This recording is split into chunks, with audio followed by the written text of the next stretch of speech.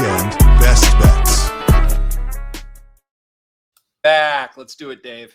Let's do it. We got another 3-bet lineup like we have in recent weeks, and it's going to be our top probability, top edge, and our top overall touchdown prop. So, starting off in London town, top probability Browns plus 4.5 versus the Vikings at minus 115. This probability is huge, 67.7%. Probably the model not totally knowing what to expect from Dillon Gabriel and going off of the defense and the overall production of the Browns offense so far. So this is definitely a little up in the air. But we saw the Vikings get trounced by the Steelers last week, whose defense is not even close to that of the Browns. The Browns stifled the Packers, and they shut down the Bengals for basically no yards in the second half. They did get worked pretty badly by the Lions and Ravens, but this should be a little bit more of a matchup kind of in the middle of those. I don't think the Vikings are quite as bad as the Bengals, and they are definitely not as good as the Packers, Lions. So should settle in somewhere around there. Let me check on our projected final score in this game real quick, which is 2017 for the Vikings. So 3-point win. That's pretty comfortably inside the 4.5, though it's not really a great number to be getting on as far as key numbers. This will be the Dillon Gabriel game. Team's going to be very rookie heavy moving forward, starting with this game. And it's safe to say, I think, though, that if the outlook for Dillon Gabriel was very bad, this would not be just a 4.5-point spread. And the Vikings would be a little more favored, especially since they've been overseas for at least an additional week over the Browns, who are going to be making that transition, which we know is sometimes rough for teams. Yeah, that's interesting given just Gabriel's debut.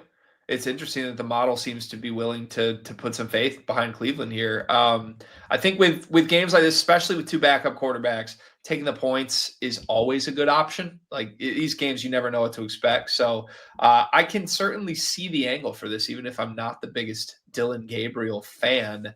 After the Browns, we got the Raiders, it looks like. What's the pitch here? 59.7% probability, or 57 on here. Sorry, my show notes 59.7, a little ahead of myself. 6.5% on the latest value, but still pretty good at almost even money here. So projected final score is 27-21 in favor of the Colts. So just inside this number here. However, I will say it's only a 60% money line advantage for the Colts, which feels a little short for a full touchdown favorite. If you look at the Browns, 64% for the Vikings, who are a shorter favorite. So I think there's something there with the Colts not getting as much of an advantage over the Raiders here. They're definitely reeling from that loss to the Rams. They didn't look bad, but they did not have the chance to close it out. They completely blew that with a blown coverage on Tutu Atwell. He was gone. One play, 80 yards for the touchdown and the win. Yeah, so, the Raiders haven't looked really fantastic. They are coming off of Ashton Gianti's coming out party in the NFL. And when Geno Smith isn't throwing picks, the team looks decent. They almost won in spite of Geno Smith last week versus Chicago. So, it's kind of tough, when you have these rough teams, but you're getting a decent number here. If you can get it at the full touchdown, I would definitely pay that extra juice. You're probably not paying a lot. Probably get it for like minus 115, minus 120. Which I think is more favorable than getting hooked on the half a point just to get the close to even money odds. Raiders defense is pretty middle of the pack, 13th in rushing, 23rd in passing. Really elite red zone defense, though, which could come in huge when you got guys like Jonathan Taylor, Daniel Jones down there at the goal line. Only a 38.5% TD rate. It's the fourth best behind the Eagles, Chargers, and Broncos. So that's some pretty big company for the Raiders to be in. Meanwhile, the Colts are the worst team in the league in the red zone, allowing a touchdown on almost 90% of their trips. So if Geno can limit the picks and get the Raiders in the scoring situation, do we see Ashton Gianti with back-to-back 3-touchdown games? It's lining up pretty well for him if they get inside the 20. Yeah, it was a great performance from Gianti last week. I don't know that there's a team in the NFL right now that I think my eyes think less of than Las Vegas compared to what they actually deserve. Like I just have been so unimpressed with a few of their performances. That game against Washington a couple weeks ago, especially, where I thought they would put up a better fight and they really fell apart late. However, when you think back to it, it's mostly been turnovers. Like Geno Smith has thrown 7 picks on the season. It's hard to stay competitive in games when that's happening. Geno has not had a history of interception problems, really. You could convince me this has just been a weird 4-week stretch for him. And if you just have him figure those out, this team is definitely on the doorstep. So at first glance, this is a number I'm shocked that the model shows value at. But the further you look into it with the red zone data as well, it makes sense. And I don't know. This might be one of those where you think it's so easy looking at Colts, you add it to your card and the Raiders are right there all the way down to the end of the game and you're kicking yourself. I'm glad you've talked me out of putting Colts on the card here.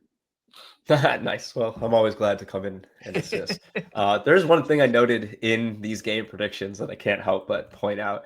Both of our projected final scores in this game are feasible scores. They're not always that way because they're averages from the model. Like if you looked at the Thursday Night Football score, but so they're not always landing on manageable scores. But 2017 in Browns Vikings, 27-21 in Colts Raiders. Those look like they're straight off of a final game score. So our prediction ahead of the game on TV. So is it time for a exact score round robin, Dave? Is that what we should do? Maybe $1. See what they are.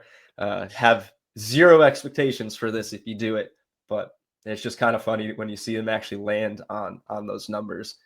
It at least raises the eyes a bit. That would be an iconic move for the model. Nail a final score to the points. Especially if we talk about it on here, so I have to bring it up. Exactly.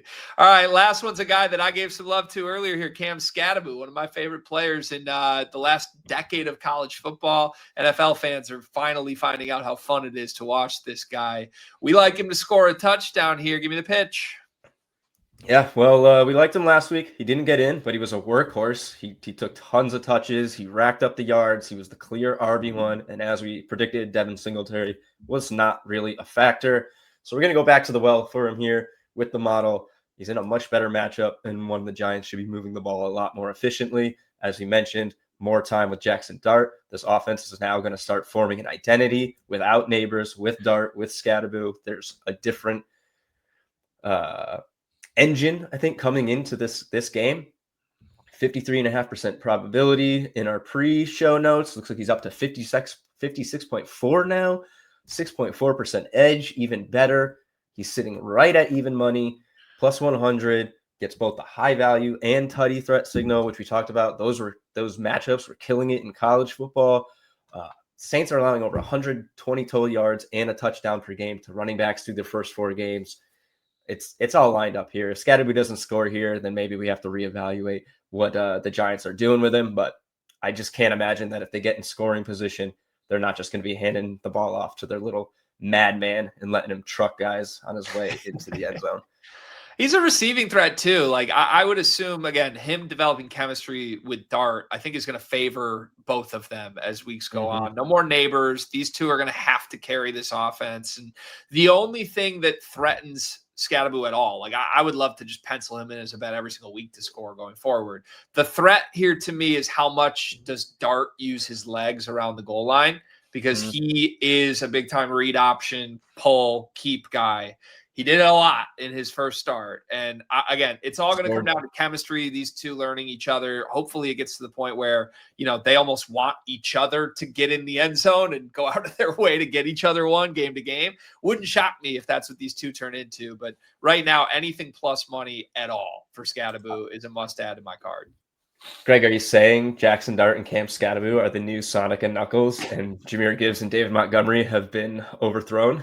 Dude, it kind of feels that way. There's just something about these two, the way they're wired, that I feel like they belong together, for lack of a better word. So I think they're more like Rocky and Bullwinkle than Sonic and Knuckles.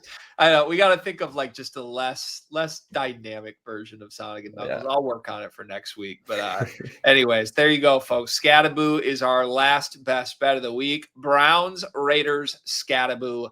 lock them in and sit back and root for them with us. Get Dimers Pro. That's what you need for all of these insights every single week. Thursday night football, updates in real time throughout the week, and every other game. Promo code podcast is where you get 50% off Dimers Pro. It is a special deal just for podcast listeners, and we hope that you will take advantage.